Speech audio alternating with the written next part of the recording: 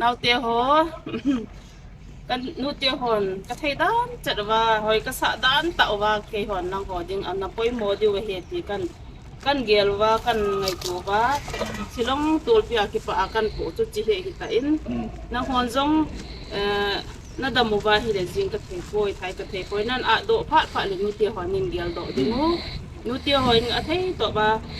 alum poi ada be ni te ka ti nei ti pi hi din lang ka thei to ba kan bol pi chu chi he ta in nang hon jong ki pa le thanom ta nei san pi wa nu te ho dinga jong tau na anin gel do diu nang ho dinga pan kala thei na dingu wa ke hon jong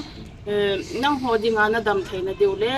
na ha che josem na dingu le nam pi a ipan khom thei na dingu wa hi tau na ai ki gel do jing diu hi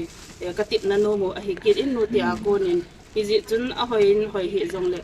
ki pa le thanom ta ani na san pi dingu bin avela kan taw hi ki pa ove Kaya ko na ta say nong suhi le sa te na te ho na to na wen ipi le panin pang wen lang kasi hit be wen na ta sin new zong le na ho le no ki til ko wen ko imasa kin bon thale zunga pang the ki wen sum le pa ya pang the ki wen taw na pang the ki wen silanga Meghalaya ku ki zo ten ka bol the nu ten ka bol the pe nu su hi le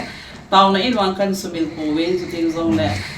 hasi in zong na ho ding in patinin til pha hi bol hi kana gel zing wen hi le meeting kan isi le kan seven hele tu sung hin na en kong kilon thawin to he VV to duty po ho he itile ipipia pading ham pia kong khole tu sung hin Christmas leave in kil piot ti so kong kinop to hin na ala kong kinop to na wa hin tu lai hung dap tain hi za so jacket khat to hainet khat to moza khat hi so tin le Christmas ang nai to chodin pakai pen ki pa pin in hon zong khat be an kong na so khom de wa son sa be hi ong na ki so win ti so kan gon hin so zo se he Meghalaya nu te ku ki zo te ako na kan gon hin se sum zong hi atama thong pa so hi pon ngai du na zala hi na se Christmas ding le ki pa na zala chi na ki so wa na le ti chung chi wa ki pa thui pong bi na ki pa so ke na wa Hello so pi ule naw ti ho zo sin bon chawin ni khopa ki pa ta kha chu tu ni kho in chingda area VV hoding ki pa ta kha chu kuki zo Meghalaya nu te kiloi khom ho in tu ni kho hin ke ho VV hoding in jacket a hi in high neck a hi in chuta jong le moza Christmas gift ading chuta jong le duty putting le adapting le kya ading in a hin pi ovin ki pa mama jinge nu te ho zo si na cha te nei ngai lut na ho kidangin nang ho zo sin na sata win van hung vil zo po ve hi zong le zani khu chun nang ho tha khial dingin nu te na uchong boy chuta jong le uros na hin solovin ka ki mutu ovin ka khut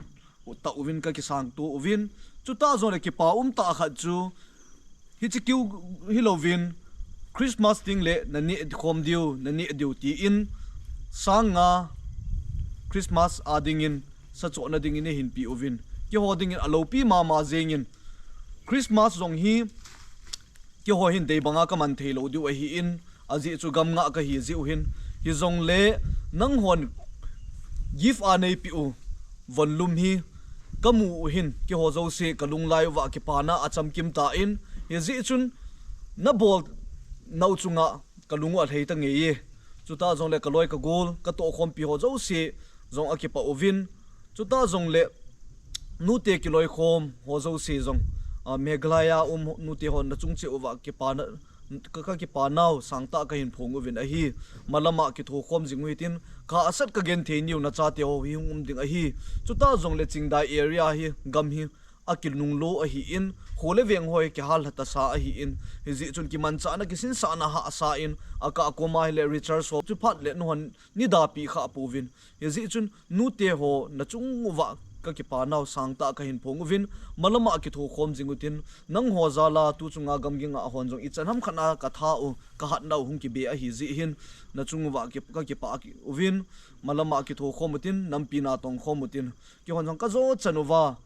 gamgi ho kain nga diu gala kho le gal ka hin do diu abuya hela buina mun ka hin dal diu hitai zo chani ki tho khom jing huitin mabana ka se kit nom chu kuki zo Meghalaya nu te ho zo se dam sot ovin lang na cha te hovin ka hin kine pi jing ve ye je chun malama ki tho khom jing te ka ki pa e